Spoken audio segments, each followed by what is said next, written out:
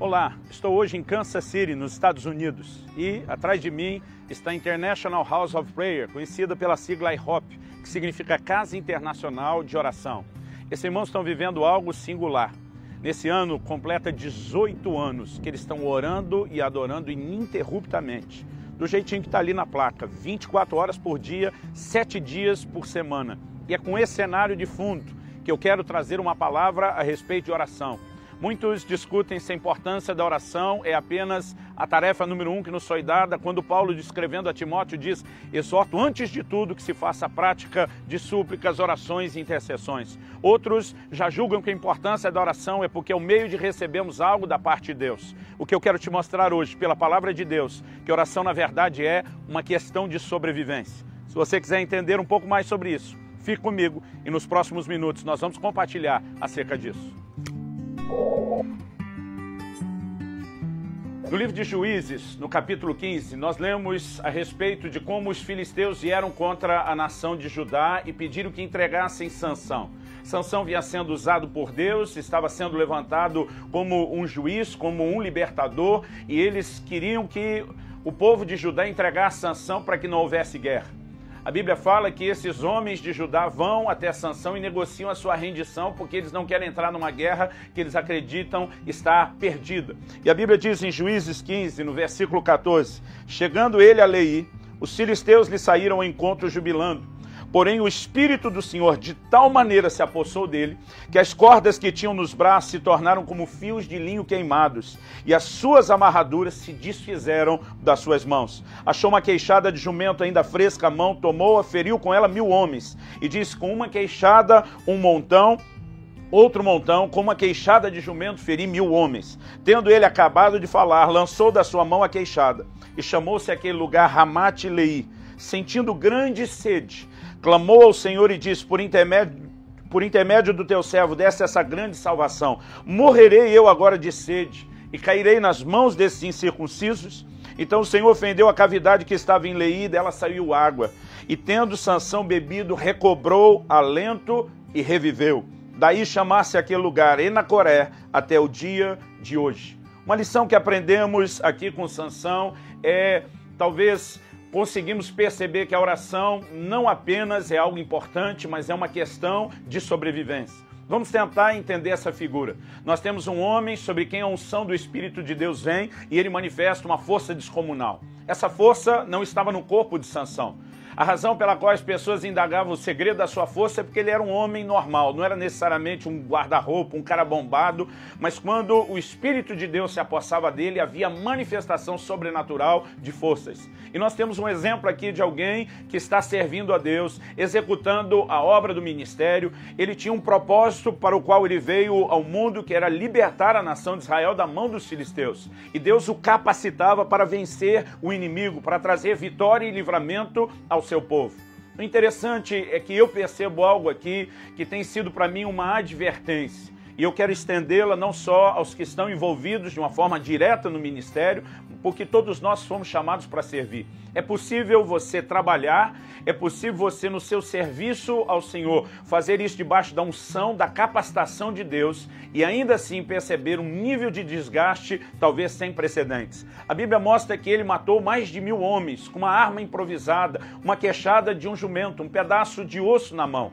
A palavra de Deus nos mostra que algo sobrenatural aconteceu, mas mesmo que Deus estivesse por trás do processo, ainda assim, Sansão, ele se sente tão cansado, tão desgastado depois, porque embora a força não era dele, era do Senhor se manifestando no seu corpo, o cansaço se manifestou no corpo dele, que foi usado para canalizar aquela força sobrenatural. E ele está num desgaste tão grande que ele diz: eu estou a ponto de morrer de sede. Muitas vezes a gente usa essa expressão, estou morrendo de sede, mas é só uma força de expressão, ninguém está morrendo de verdade. Nesse caso ele diz: o Senhor me deu um grande livramento, eu vou morrer agora de sede, porque o desgaste era tamanho que ele teria morrido. É justamente nesse momento, depois do desgaste do ministério, que a Bíblia diz que Sansão clamou ao Senhor. E aqui nós temos uma figura forte da oração.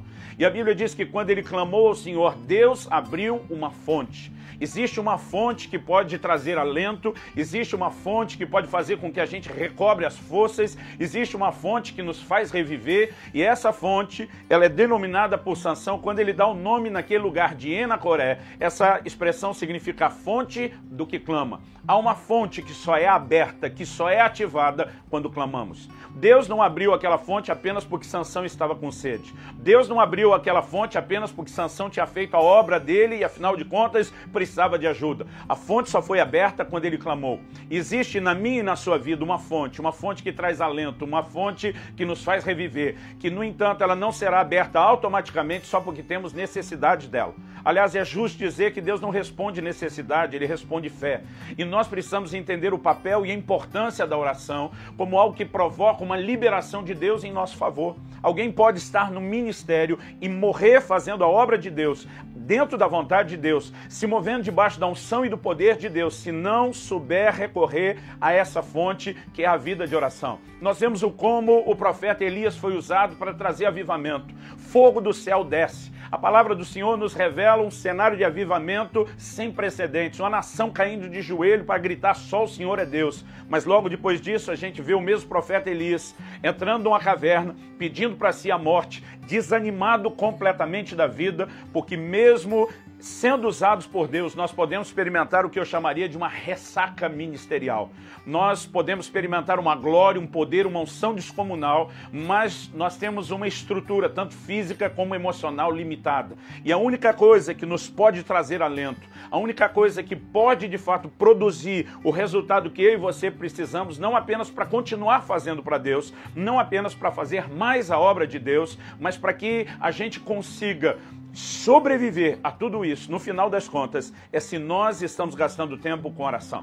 A palavra de Deus fala a respeito da unção de Deus vindo sobre Sansão, mas a Bíblia destaca pelo menos dois níveis distintos de unção. Uma é a unção sobre, é quando o Espírito de Deus vem sobre nós. E sempre que a palavra de Deus fala da unção sobre, é Deus nos levando a fazer alguma coisa para Ele. Jesus diz, o Espírito do Senhor está sobre mim porque me ungiu para pregar, me ungiu para curar, me ungiu para libertar. A unção sobre me leva a fazer algo para Deus. No entanto, a palavra de Deus diz em 1 de João, no capítulo 2, nos versículos 20 e 27, que a unção do santo, ela permanece em nós. Existe uma outra unção que ela está do lado de dentro. E quando a Bíblia enfatiza a unção do lado de dentro, ela fala de uma ação de Deus em nosso favor.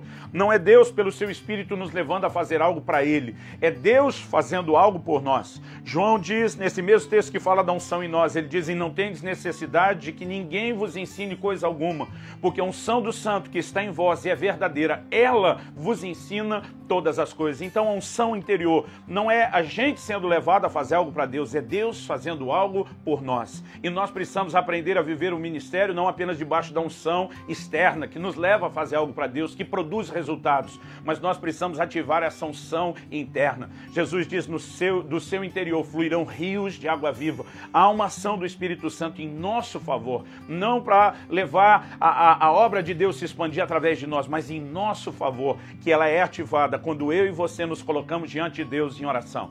Se você quer entender a importância da oração, é só olhar para o ministério de Jesus. Jesus gastou tempo orando. Era o Filho de Deus e ele não pegou nenhum atalho. Ele não fez nada do que fez sem oração. E não estamos falando da oração apenas como uma ferramenta que capacita, que dinamiza o ministério, mas que nos mantém conectados com Deus num relacionamento profundo com Deus. Eu olho para o Senhor Jesus e percebo de uma maneira muito clara, pelo tanto que orava. O Evangelho de Lucas faz citação atrás de citação a respeito dessa vida de oração de Jesus. O ministério está bombando, mas a palavra de Deus diz que ele se retirava para lugares desertos e orava. A Bíblia fala dele passando a noite em oração. A Bíblia mostra continuamente essas figuras de oração, a ponto dos discípulos dizer, Senhor, nos ensina a orar. A ponto deles dizerem, nós queremos ser como você. Quando falamos de ministério, muita gente fica empolgado com a possibilidade de servir a casa, de servir o povo. Mas lá no livro de Ezequiel, no capítulo 44, Deus decide honrar uma linhagem santa, separada para ele do ministério, que são os filhos de Zadok. E ele diz, os demais que não foram fiéis a mim, eles vão poder servir a casa e o povo. mas somente os filhos de Zadok vão poder ministrar perante mim. Enquanto para muita gente a maior honra, a maior glória do ministério é servir a casa e as pessoas, Deus nos apresenta uma visão que é ministrar perante Ele, que é servir ao próprio Senhor. Nós precisamos entender que a oração não apenas está conectada com o mais sublime nível de ministério. Bom, é só pensar que em Hebreus 7:25 a Bíblia diz que Jesus vive para interceder por nós. O ministério atual de Jesus é a oração. E quando entendemos, quando percebemos isso, isso fará toda a diferença nas nossas vidas ao correspondermos com Deus em oração. Eu quero encorajar você nesse momento a fazer da oração não apenas a prioridade, não apenas a coisa mais importante, mas a colocá-la naquele ponto onde você de fato entenda e compreenda. É uma questão de sobrevivência. Ou seja, tão imperativo quanto respirar na nossa vida espiritual, a gente pode reconhecer é orar. Não apenas alimentar a comunhão com Deus no sentido daquele protocolo religioso que a gente fala, mas dele como a essência de vida. Muita gente tem se perdido tentando fazer a vontade de Deus, porque não respeitou o ponto essencial. Talvez você, a semelhança de Sansão, esteja nesse momento cansado, sem alento, com aquela sensação de quem diz, eu estou morrendo de sede, no sentido espiritual mesmo. Mas se você se posicionar e recorrer a essa fonte, que é a fonte de quem clama, se você recorrer à oração, Deus ativará a fonte, que trará alento ao seu coração, que mudará completamente as coisas no seu íntimo, na sua vida. Eu quero deixar esse encorajamento a você, essa instrução, na verdade, essa advertência bíblica, para que a oração seja prioridade na sua vida e ela garanta a sua sobrevivência. Que o Senhor te abençoe em nome de Jesus.